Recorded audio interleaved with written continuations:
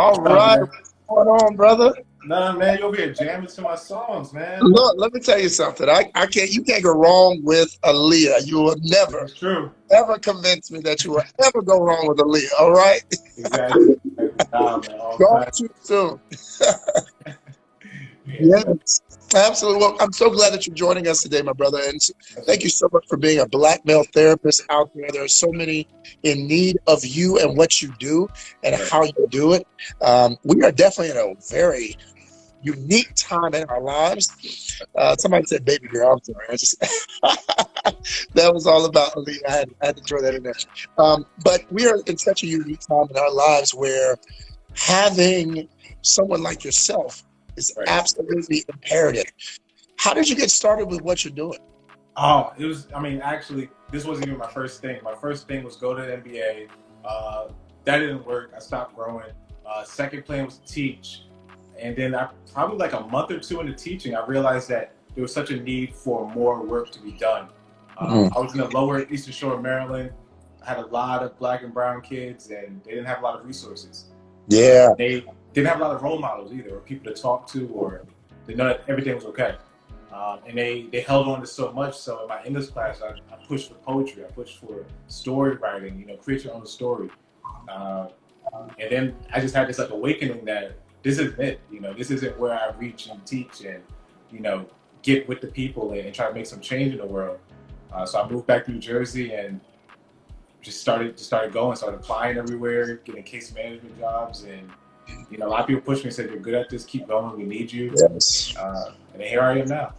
8, 9 What? years. That's awesome, man. Congratulations. Like, What's the trait that you feel like you possess, or what traits do you feel like you possess naturally that help you do the work that you do so well? yeah. I think it's the transparency. I'm like the worst when it comes to professionalism. The worst when it comes to trying to keep a straight face. You know, and a lot of people like to see that. They like to see that you're a human. You relate well to people. You're able to talk to them. Sometimes I let people know I had nothing to say about that. I can't Mm. imagine. Even that acknowledgement that I'm not perfect right now or I'm wrong is the best thing that helps people open up. That is so true. I'm learning that on my own journey too. The level of transparency that I increase, the more I increase it, the more people are attracted to the work that I'm doing and how I'm doing it. So I definitely have an amen ditto on that. Uh, that's real Yeah. stuff. Where did you get that level of transparency? Because as black men, we are taught to have that. So how did you develop that over time? Uh, it's funny. I think it was from my father. I mean, he was like, the stereotypical no feelings, no emotion. And I remember one time, I think I was probably about 12, and I don't remember exactly what happened. Maybe it was the Sean Bell shooting or something. Mm. And I remember he kind of just was like, I'm going in the garage. I got to do something. And, being this, I was, me and my dad were like best friends. So where you going? What's going on? And I remember I Mm. walked in and he was crying. And I was like, whoa, what? You don't cry. You don't have emotion. And like he wiped it away and he sat me down and had this real talk about you have to be Superman out there. You have to hold on to so much. You have to be this certain way. And he's like, I don't want to be like this because it's wrong for you. I'm trying to guard you and protect you, but you're going to face this. And like ever since then, I was like, all right, it's okay to cry. It's okay to be sensitive.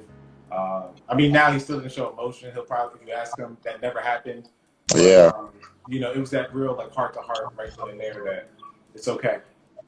So for you, you had that. And I think what you just said is so real that unless you are shown transparency and vulnerability by another black man, it's almost impossible to feel like it's okay or comfortable for you to do it. In fact, we're told the opposite, most men, by women and other men, that we should not be exposing our weaknesses or sharing our struggles or being open about what we're feeling Yeah. emotionally, as long as if it's opposite of achievement, success, motivation, driving, saying I got the best this and the biggest that, then we can't share it. And so for you to have that example is beautiful.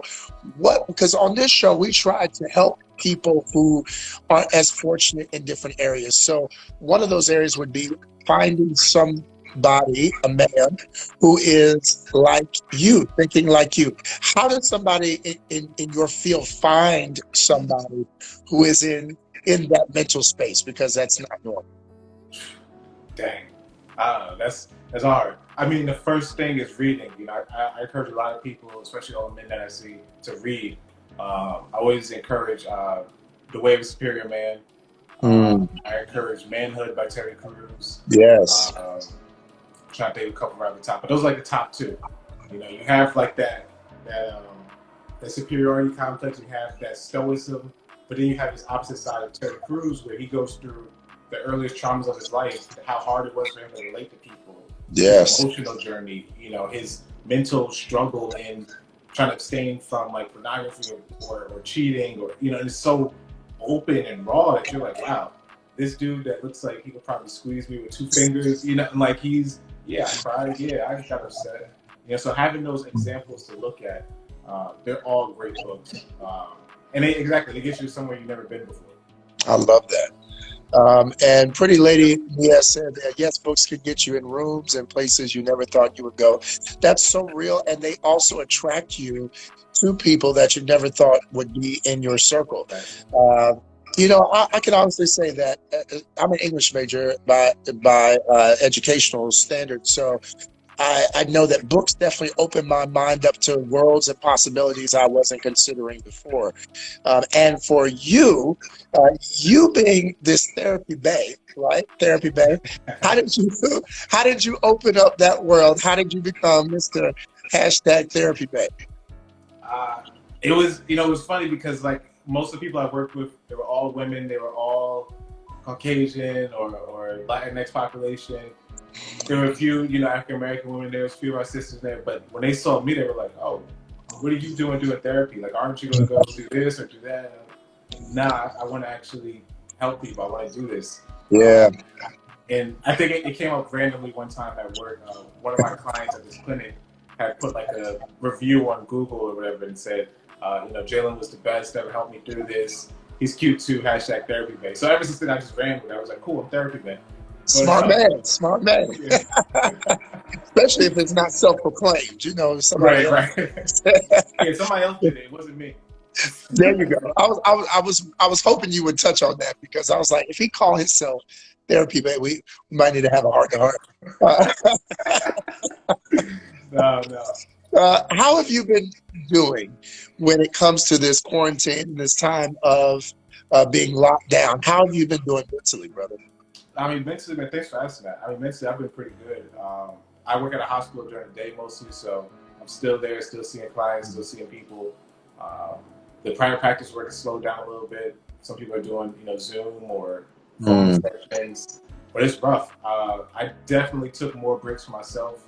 You know, you ask anybody that knows me, I'm working 5-6 jobs in a week with no problem, you know, and this time told me to just stop, you know, let go of some things, step back, take a breath. I know right after the most recent, you know, murder, I like broke down for George Floyd, and I couldn't even, I don't know where it came from, why, but like I remember I caught myself and I just had to cry.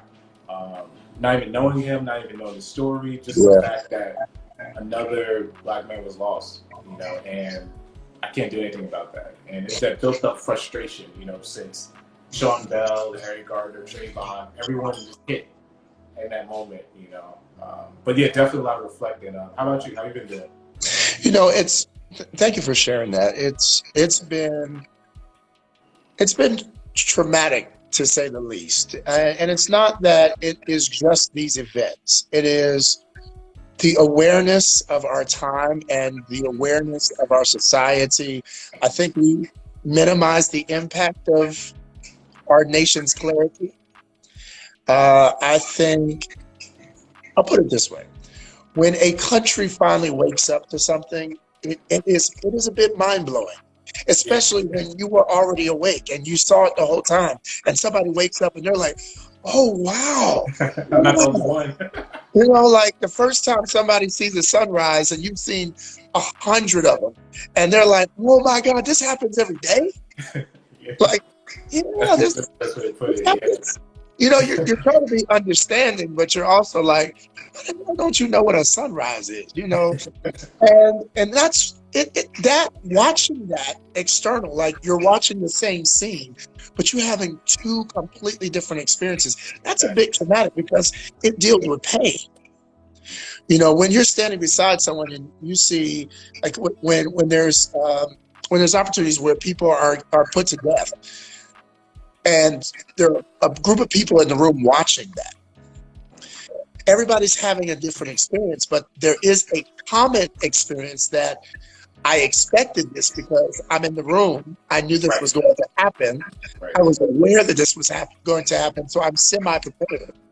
And what we're faced with right now is we're prepared because we know it happens. We have to tell our kids, and our family members and our other brothers, hey, be safe when you go out. Not just go have a good time, but be safe because anything could happen. But other people are in the room saying, have a good day. Yeah. Enjoy yourself. Enjoy the weather. Go live your best life. And that is the traumatic thing because we don't have the level of true complementary understanding from our nation, the one we live in, from our society, the one that supports us and encourages us. We don't have the level of support that we want. And so mentally, it's a little frustrating. It's a little traumatic. It's discouraging, but I am encouraged by those who have been awake. Right. And I am inspired by those who continue to show their wokeness. And I am, on some level, encouraged by those who have awakened recently and have taken such a fervent stance that they have to take just because they woke up. Right. That's how I'm doing. Yeah. Thank you for asking, by the way. There is so much happening. I know there was just an incident that happened in Atlanta over Saturday. A young man who was in his car asleep. And in that encounter, whether or not he was inebriated, we're not fully aware, but he was asleep in his car at a drive-in.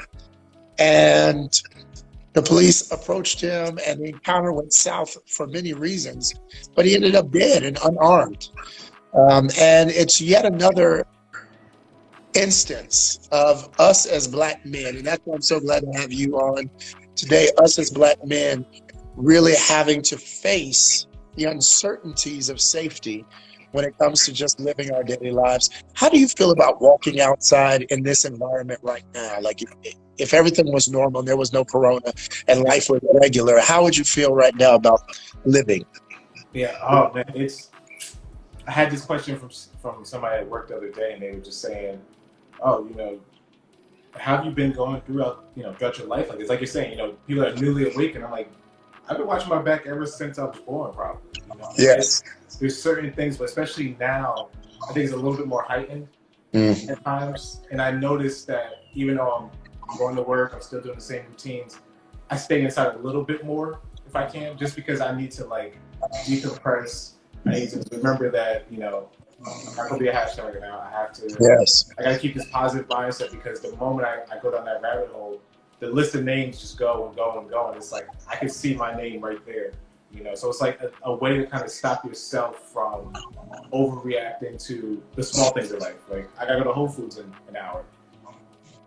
Should I go now? Should I go in the morning? So there's so many things to take into effect. But it's rough. I feel like it's still the same angst about going outside, but there's a different mentality about it. There's a different mindset. There's a lot more grounding. Even before I go outside, even when I'm outside, a cop pulls up next to me or behind me. And it's scary. But the first thing I've been thinking of now is, all right, Jalen, if something happens, if you get pulled over, go on live on Facebook, go on live on Instagram, go on live somewhere, and hopefully this can be used to help you. This could be used to take somebody off the street that shouldn't be there. But it's definitely a lot more alertness, I would say. I love that. And thank you for talking about that specifically because there's definitely more technology out there that is helping to change the narrative around police brutality and social injustice. That is a great point because a lot of people are getting caught simply because I mean, there were other witnesses normally, but there was no video to substantiate it. And if there was video, it was police cam video, and that was being sequestered or hampered down by the actual police departments. Um, have you seen that video with the older white gentleman that got pushed by the police officer? Yes. And it's, so I just think, you know, I know we're making a racial thing, but honestly, it is so systemic in racism that anything that starts with, and you tell me as a therapist, but this is how I feel and how when I teach about love. Anything that starts in hate, even if it's directed at one source, is going to branch out because hate doesn't have a filter. Right. How do you encounter that with people who have like hate towards someone who hurt them, or hate towards people who have done them wrong, mistreated them, let them down in some way? How do you encourage somebody to heal from that level of hate so that they don't let it filter out? Right. So the first thing, there's a great area to talk about. The first thing is, I'm a big fan of letter writing. Like yourself, I was an English major, so you got to write these feelings out. You got to write in your head. You have to get this information from here to here to here to here. And you have to let it process. You have to filter it out. Outside of letter writing, I even tell people, I know that you hate this person. When's the time you loved them? When's the time that it didn't exist? When's the time you didn't hate them? I could say, oh, I hate police. Okay, when's the time you didn't hate police? That time that they, I don't know, let me into a concert and, didn't check me. And it's like, see, all right, so police aren't bad. So it's like you're trying to find those small areas where you can be proven wrong, and you focus on it and say, you know what? It's not everybody right now. It could be. It's not. I got a chance. So it's about finding those areas where hate doesn't exist. You build on those, because it's easy for me to sit there and say how horrible cops are, how much we hate them. But then we probably have friends or family that are cops, and we can't say we hate them. Right. We hate people that are corrupt. I hate corrupt therapists. I hate corrupt doctors. I hate corrupt basketball players. So there's so many people you can hate. But at the same time, I love therapists. I love basketball players. So it's so many other options to spend your energy on. Spend it all on hate. That's a great answer. No, seriously, like that right there is like on point, because reframing the narrative of where your focus is absolutely true. It doesn't negate that you may, like you said, really have a strong negative emotion towards corrupt cops, but it also is true that it's not a blanket emotion. It's not all cops. It's those cops. It's those scenarios. It's those situations. And the same thing with relationships. It's not, your partner's not the enemy all the time. Not the enemy all the time. There's a reason why you're still with them. There's a reason why you love them. There's a reason why they make you smile. And those focusing back on those moments is what is healing. I often say we really create our world with our thoughts and how we think. Anas Nin is one of my favorite quotes. Anas Nin, we don't see the world as it is, we see it as we are. And the way that we think is really how we create our world, because our world is literally thought, then action, what we speak and then action.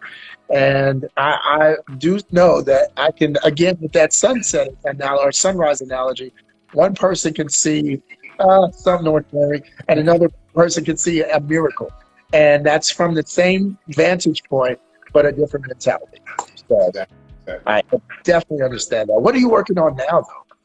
Right now, I have so many plans, before quarantine, before, this big uprising and awakening. At first I was going to open up a clinic, then I was going to go on this tour and go talk to different schools and do all these things, and I stopped. I had to stop myself. I had to take a break. I had to take a second. But right now, it's really just doing the work. You said, it's a real gritty time. And doing these lives are great for me because I can reach people I'm not going to be able to reach going outside right now. Yes. Connect with people in other states. So there's so many other things to do. Right now, it's just doing the work. 2021 is going to be pretty big for me. I'm hoping to at least open a clinic, the first clinic of many, at 21, and we'll see from there. Congratulations, Black man. I love that. Absolutely. What do you encourage people during this time to focus on? because there's so many different things that we, advocacy, protesting, voting. There's mental health. There's, taking care of your body. There's making sure you have good time management. Like there's so many things right now. But as a black man, we're supposed to have all of them on point and be a game in everything. So what would you, if somebody, a black man came to you and said, hey, brother, like I got a lot on my plate right now. What should I be focused on, if nothing else? What would you say?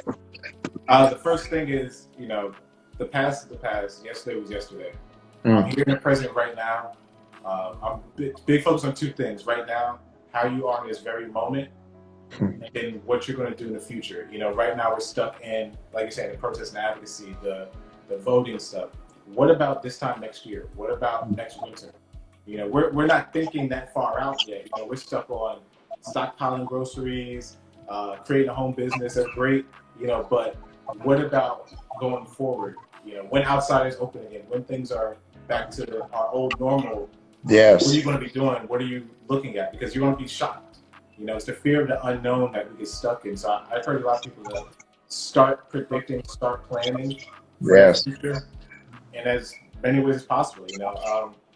My biggest thing, I said, I'm going to make sure I have a bottle of hand sanitizer at my desk and in my car every day, just because I'm not too sure what's going to happen, where I'm going to go.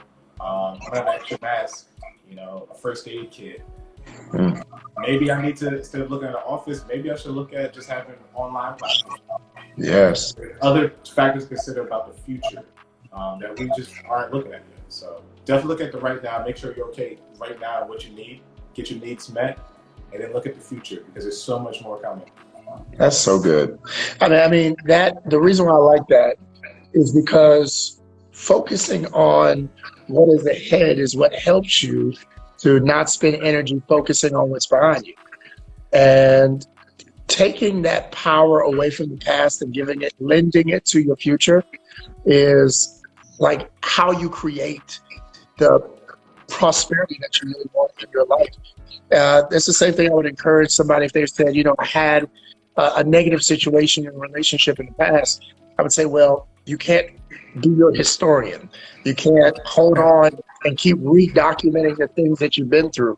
You got to now be your author and start being your new screenwriter, your new script writer, and start writing the future that you want. Because whatever you're about to write, if you're just rewriting the old thing, you are literally just you're a copyist.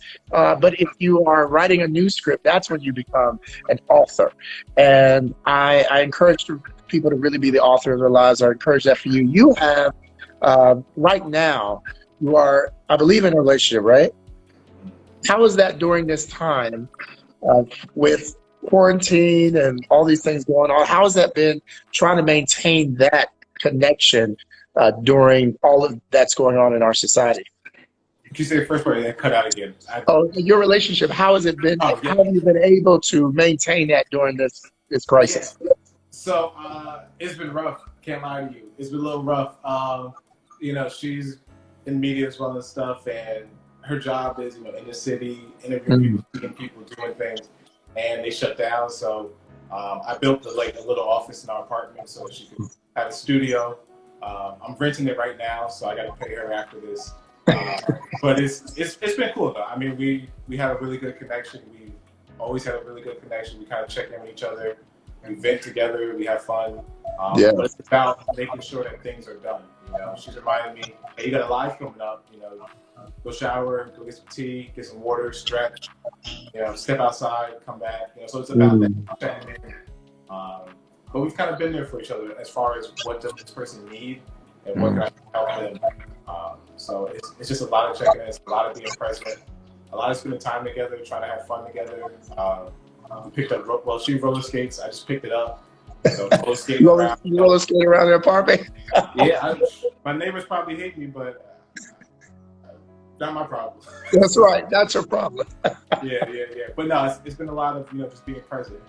Sometimes just sitting there, both on Instagram, just being around each other because it feels a little less lonely sometimes.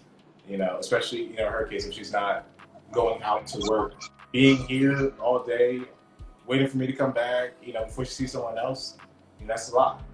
And I've been mindful of that myself.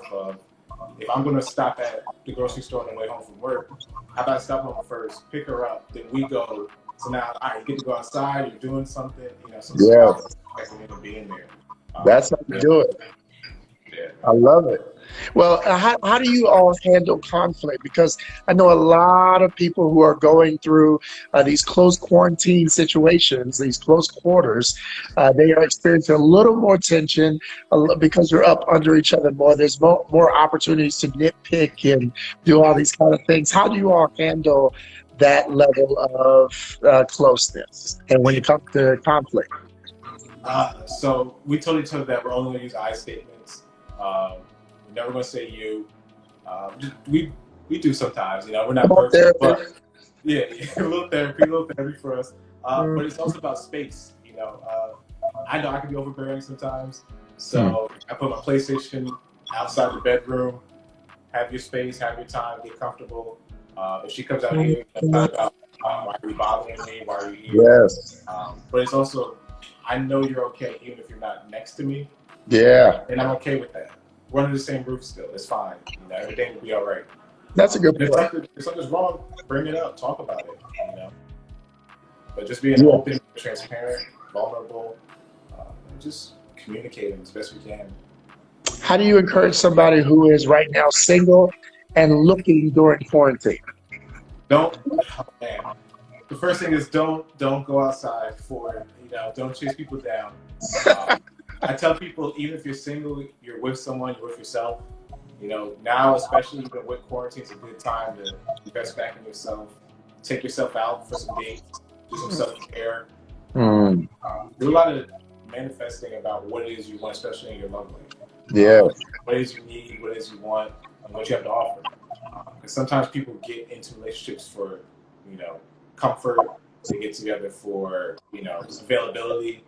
They get together for food, But it's about looking at how and what it is you need and what you have to offer. And do you really need someone else to do this for you? Because 9 times out of 10, you don't. And we fail to realize that. So we say, I want somebody to take me out to dinner. I can take myself to dinner. True. I can enjoy this meal I really, really wanted. I can reflect on my day, my week, my year. I can catch a good Instagram live while I eat my dinner. There's so many things to do with yourself that, we get stuck on this, I need someone. Mm.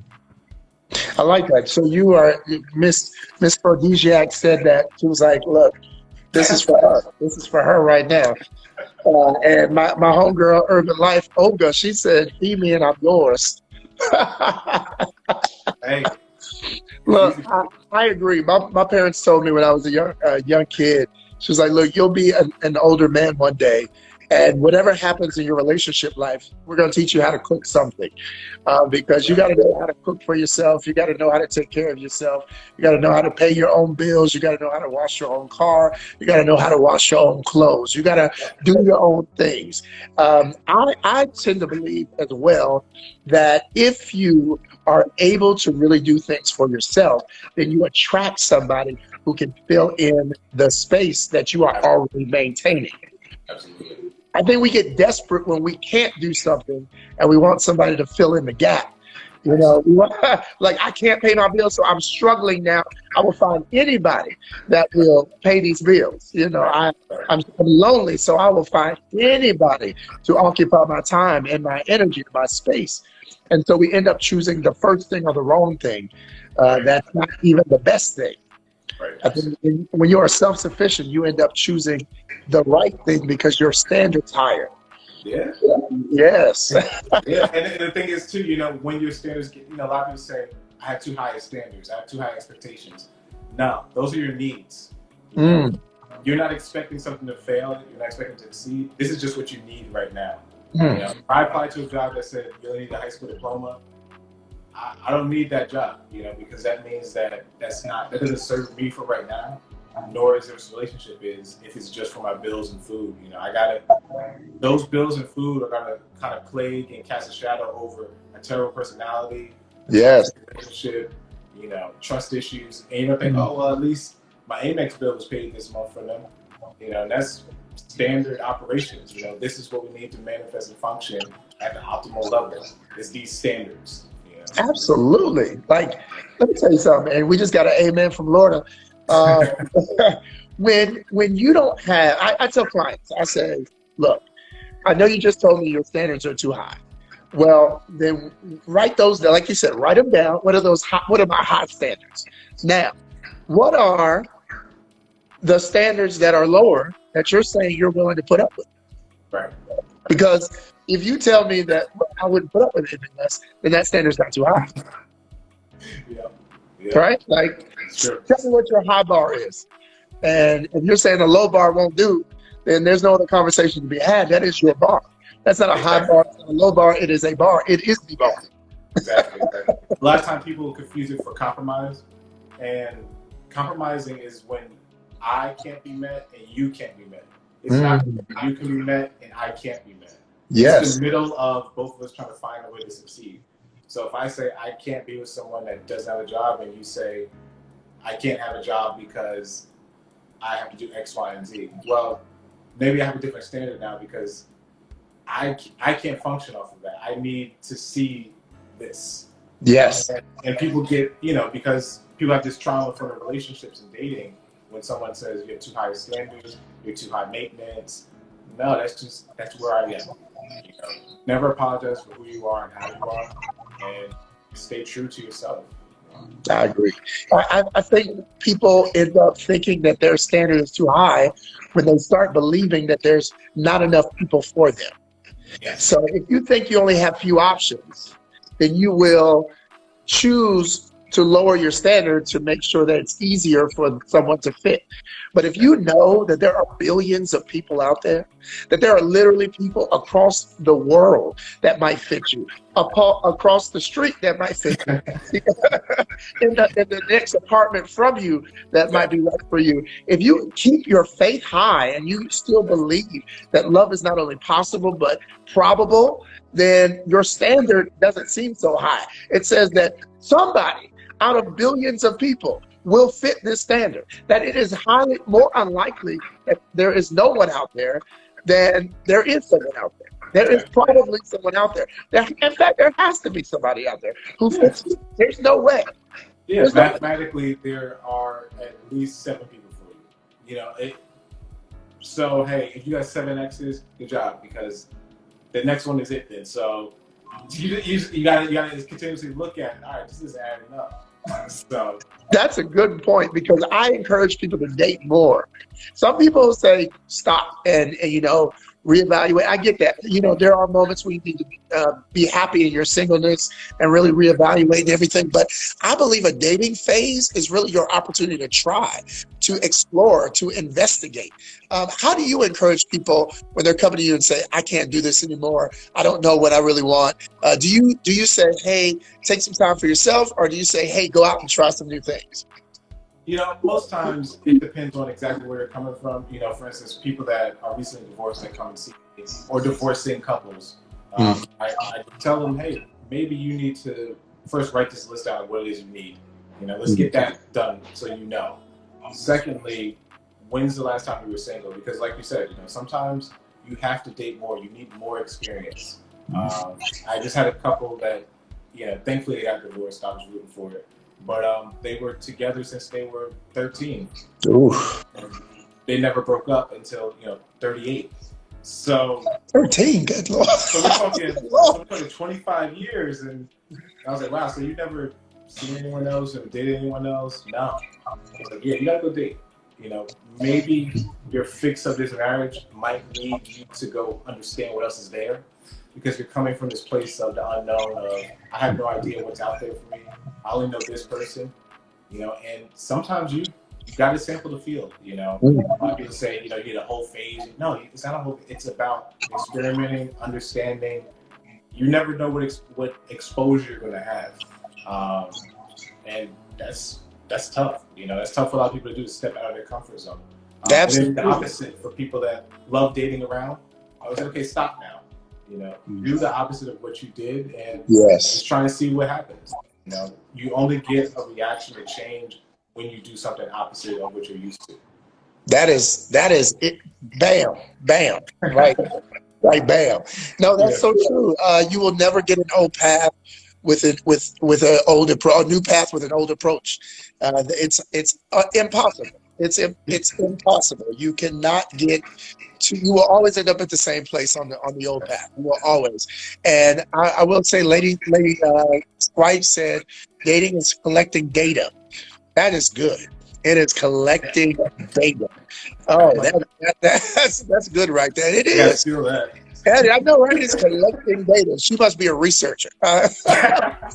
It is collecting data, though. It is learning what you want, what you don't want, what you can handle, what you're strong enough to handle, what you're weak in, so that you know what is a trigger, what you know you will drop the ball on, what expectations from others you can handle, and which ones aren't logical for your life. Like it is. It is homework, and Miss Aphrodisiac said that. Like she got homework tonight. She's going to be writing her needs and standards and be honest about her single life. It is so important to be honest about where you are and how it's going. That's real. You got to be honest. Like, look, I may be a bit controlling. Ask a friend, ask a family member, Exactly. ask somebody. Like, look, am I controlling? Am I manipulative? Am I over the top a little bit sometimes? Do I Right. expect too much from people that barely know me and I shouldn't have any expectations of? You got to ask those questions and get the answers so that Exactly. you know, like, okay, next time I'm gonna try not to, and then tell me, what does that look like? So when I can see it in my mirror, like, oh, I'm doing this, Right. I can pull myself back. Exactly. Yeah. Yeah. And that, I encourage a lot of people to get cordial with your ex. Not for the fact of another fling or another date, but get cordial with your ex for your betterment. You don't have to contact every single day, but Yeah. maybe you like 2-3 months or a year after your breakup, you ask them, hey, what about me? What can I improve on? Let me get the after action report. What can I do? Not to get you back, but just in general. Yeah. And that's the best. I mean, number one, it's hard.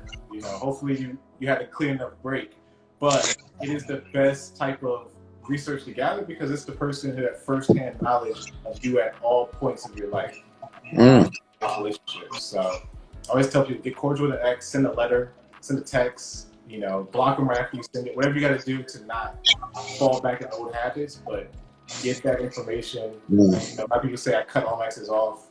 I don't see why. That's the best person to know me next to my mom. So maybe I gotta talk to him.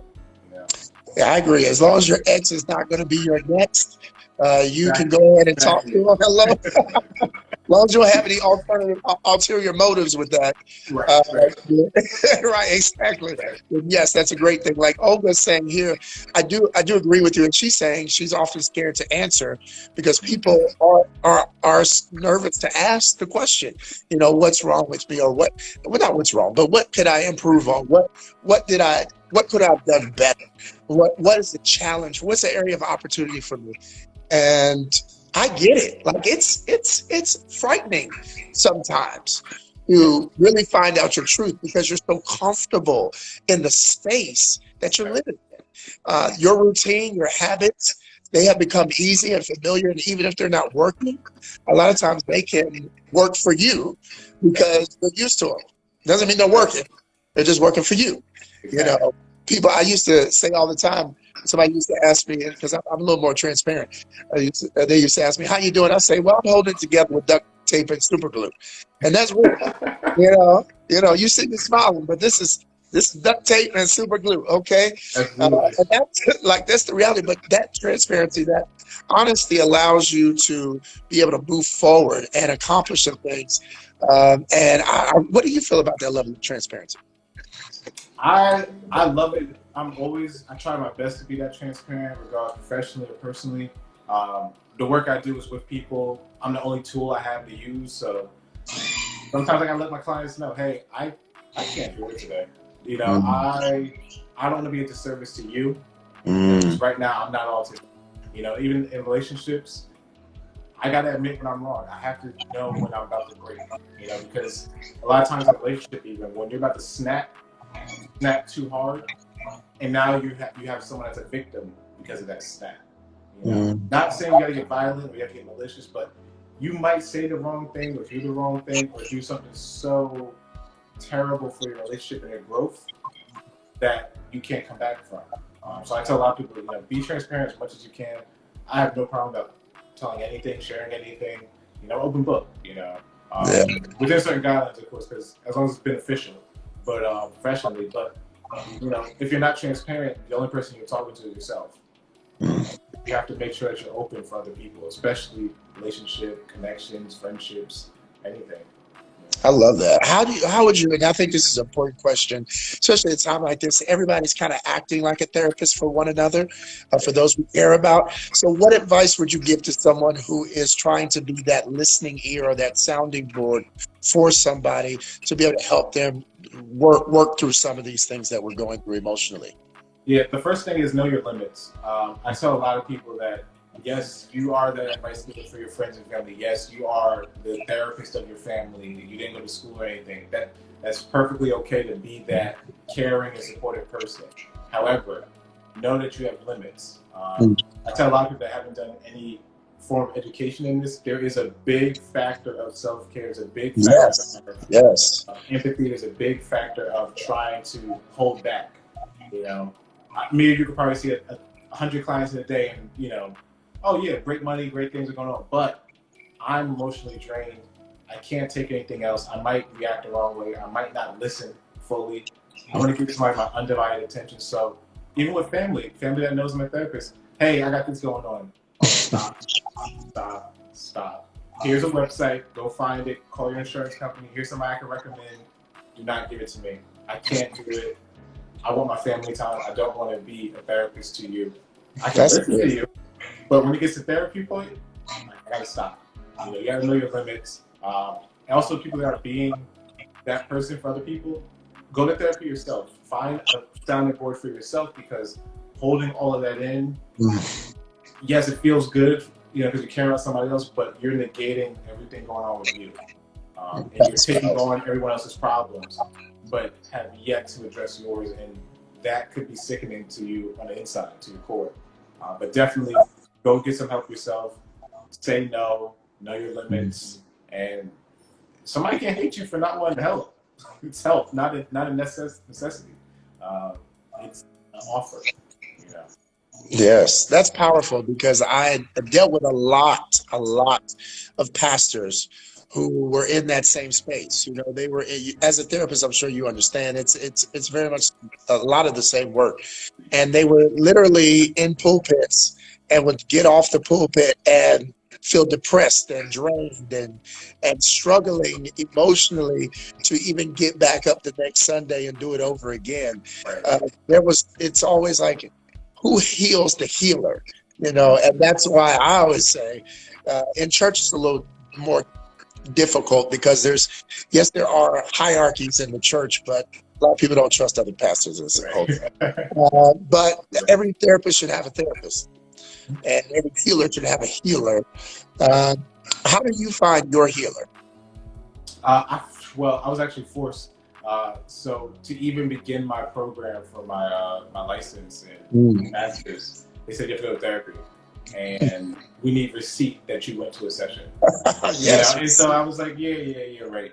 I tried to get out of orientation class, and they're like, no, we need a receipt showing that you went to a session. I was like, oh, you guys weren't joking. So go out. This is one. So in my head, I'm thinking, quick little session, write the little receipt, give it to the school, go start my classes.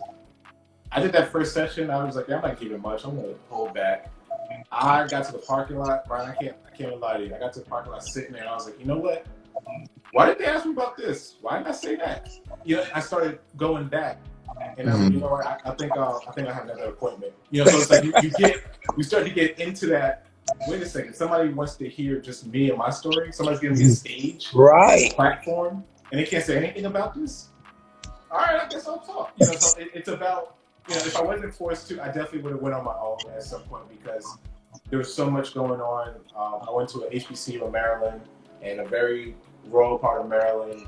Not many folk that look like me that don't go to the school, and there were so many incidents. There were so many, crimes going on, and internally I couldn't deal. I didn't know if I wanted to drop out of school and go start, a Nat Turner cult or something. But Right. I had to step back and kind of say, I need a space. Maybe I'll start writing. That didn't work out. Maybe I'll talk to my friends. They get tired of me, and I was like, you know what?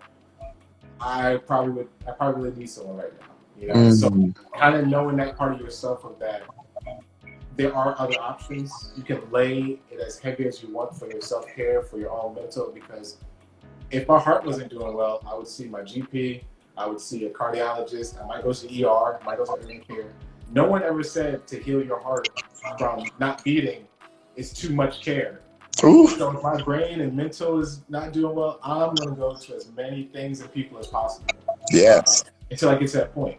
But so that was the big push for me. So, I kind of skipped over it after school, but trying to get through that program, I was like, all right, maybe I need this more than I thought I did. That's so healthy. I agree wholeheartedly.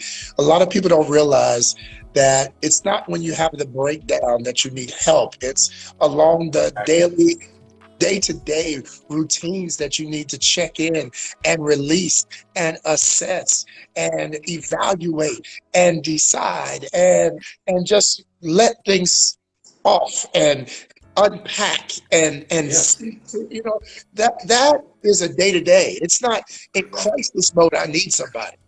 Right.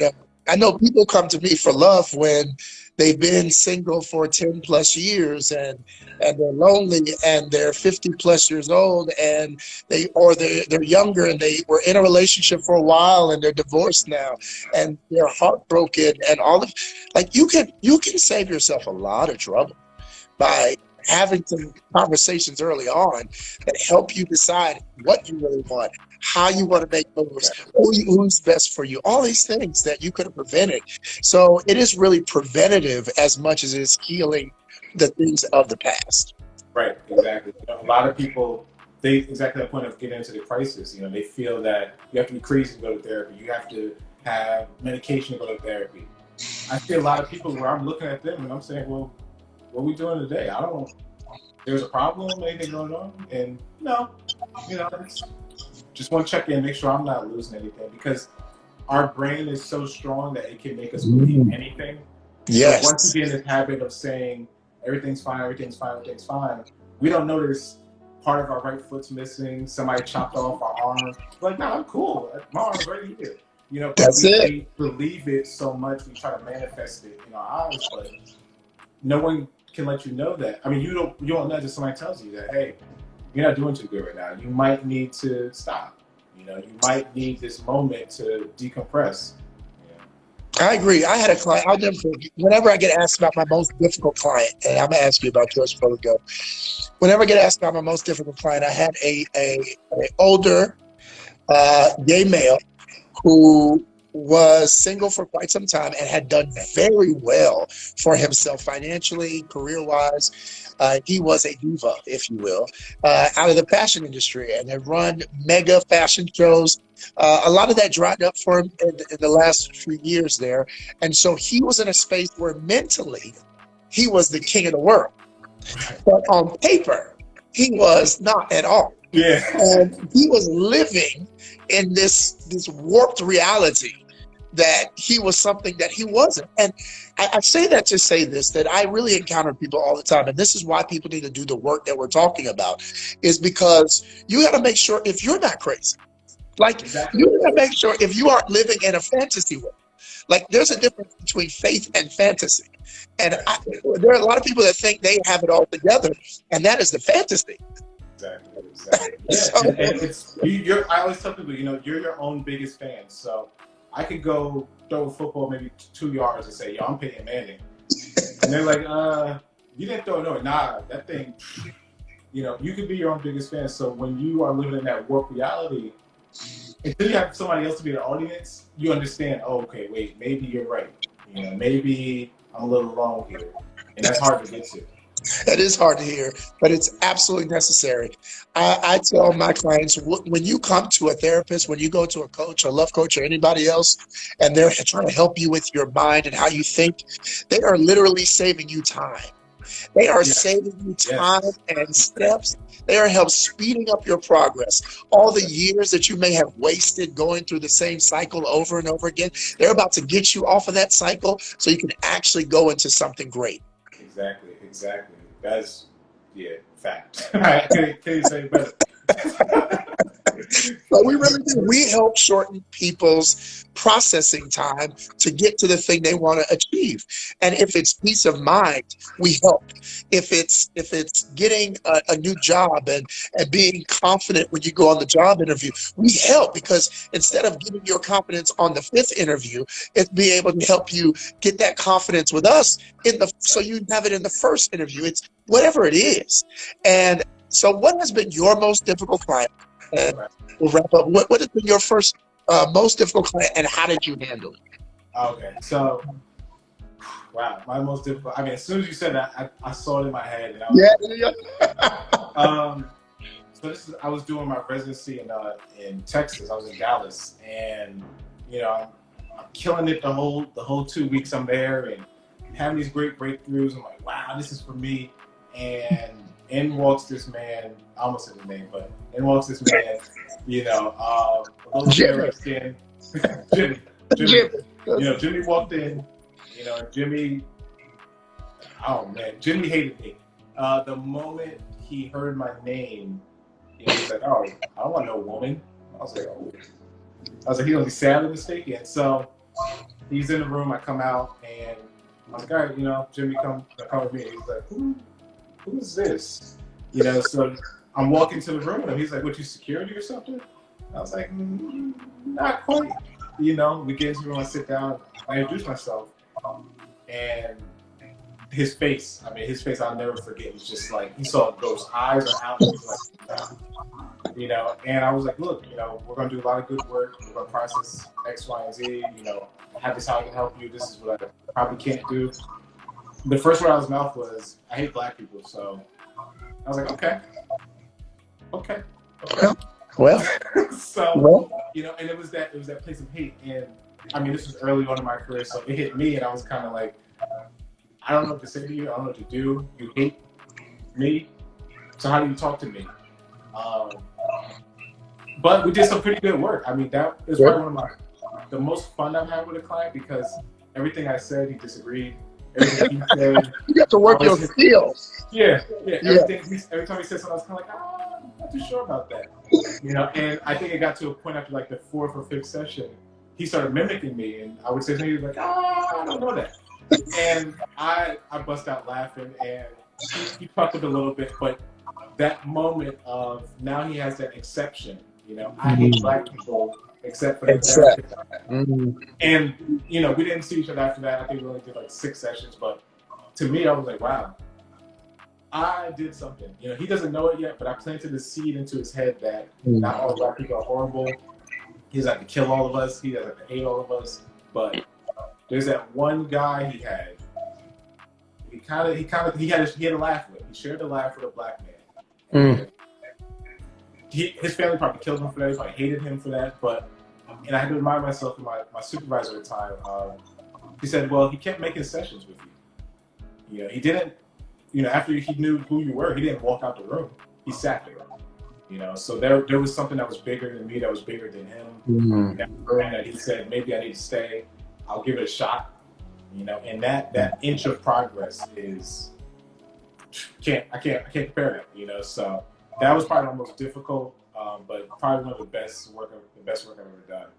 That is such like full circle back to what we talked about. Like that is like amazing way to wrap this up because I feel like the what you just said is truly one way to help with what's going on in our world, and that's just to continue to be the lights that we are, to continue to exercise our excellence and continue to show a strong representation of being a positive black energy in the world and not allowing people's hatred to make us hate, not allowing people's anger to make us angry, not allowing people's viciousness to make us vicious.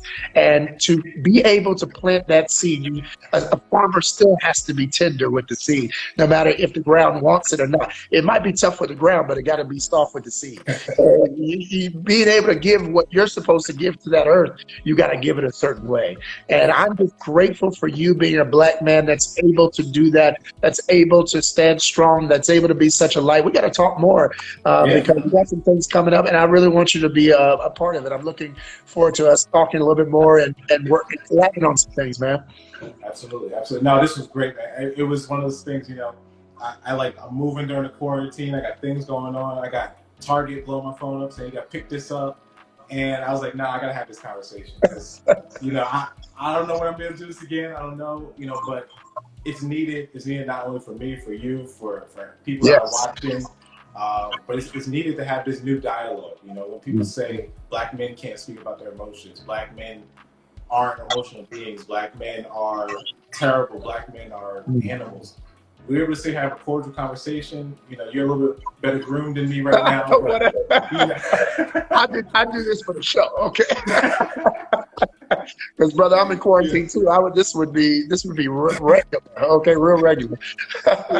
No, it's amazing, man. So I look forward to connecting further in the future. You know, let me know whatever you need. Wherever in the area, I'm hitting you up. You know? Same here, brother. Same here. We got you in Atlanta. We're gonna take care of you. We got some family down here for you, so you just come on back. Right. You and the missus, y'all stay strong, stay encouraged, and stay together. Keep doing your thing, and brother, we'll be in touch soon. All right? Absolutely, man. You have a good one, man. You too, brother. Keep doing. Stay strong. You too, man. See you. All right, now.